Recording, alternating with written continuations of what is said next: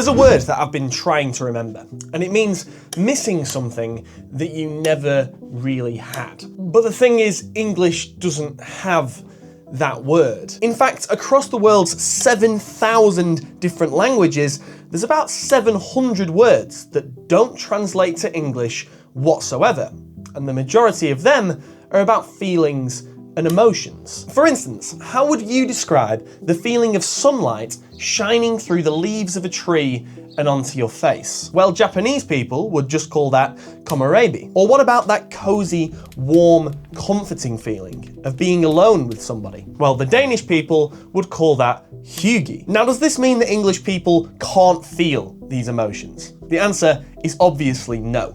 But the real question I'm asking is this: what if the language that you speak isn't just how you communicate with people, but what traps you and stops you from thinking certain thoughts? And that question has a much better answer. My name's Lewis, I learn things for a living, and every study I've used will be in the description. The Sapir-Whorf hypothesis, also known as linguistic relativity.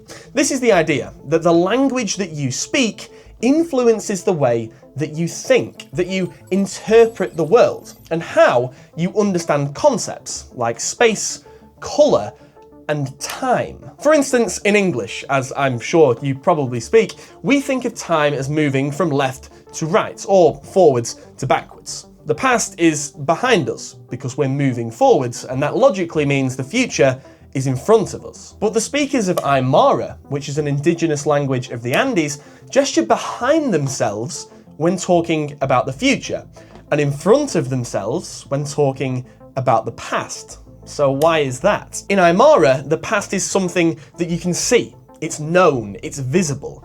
But the future, well, that's hidden. It's unknown. You don't know what's going to happen tomorrow. So logically, that's behind you because you can't see it. Which I think actually makes a hell of a lot of sense. The Himba people of Namibia don't have words for green and blue, but they do have words for every single shade of green and blue. They group colours differently than English speakers do, and this allows them in tests to be able to easily distinguish the tiny little differences between each colour, stuff that English speakers don't even see. In English, cyan and turquoise are just two colours or shades of blue, but in Himba, they are different colours altogether. English uses one word, love, for so many different things, from things like loving your dog to loving you. But in ancient Greece, they use multiple.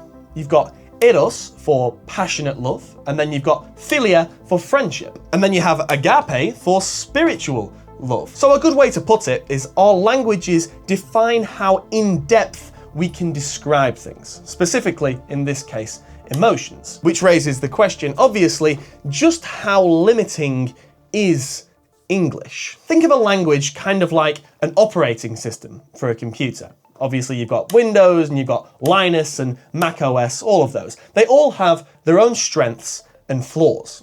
And English is kind of the same. It's great at being precise for stuff like science, law, instructions, coding, all that sort of stuff. But as soon as it gets to emotional depth or describing complex feelings, it gets a bit trickier. Other languages have specific words to describe experiences that, if you were to try and describe them in English, would take sentences, or in some cases, even entire paragraphs. Saudade, which is the Portuguese word for a deep, nostalgic longing for something that you're never going to get back. Schadenfreude, which is the German word for the weird sort of pleasure you get from someone else's misfortune. And a very weird one being kintsugi, which is the Japanese word for repairing something that's broken with gold, and that crack becoming a part of its natural beauty. Almost like the trauma and the damage that it's been done to it has now been immortalized and making it more pretty. Don't look too deep into that one. In English, we have to circle around these ideas. We can describe them for quite literally as long as we want, but we can't name them.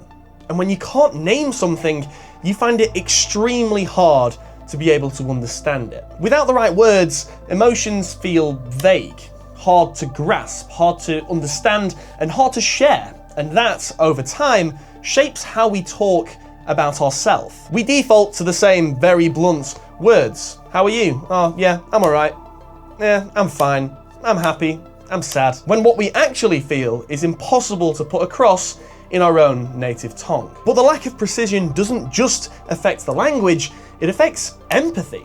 Because if you can't truly understand what someone else is feeling, well, then you're going to struggle to connect to it. It makes me wonder, anyway, how much of our internal workings, how much of what we actually feel just goes by unnoticed, simply because we don't have the words to describe it. So, language shapes the way we think, and that raises the obvious question of how do we stop limiting ourselves? How do we think outside the language? The tricky part of this is that you can't exactly step out of your mother tongue. You can't stop thinking in your mother tongue as simply as you could stop speaking it. It's the water that you swim in, essentially. All of your memories, your inner voice, all of your private thoughts, they all exist in English. So in a sense, you can't fully escape this cage, but maybe you can stretch it a bit. Neuroscience suggests that bilingual minds don't just translate between languages,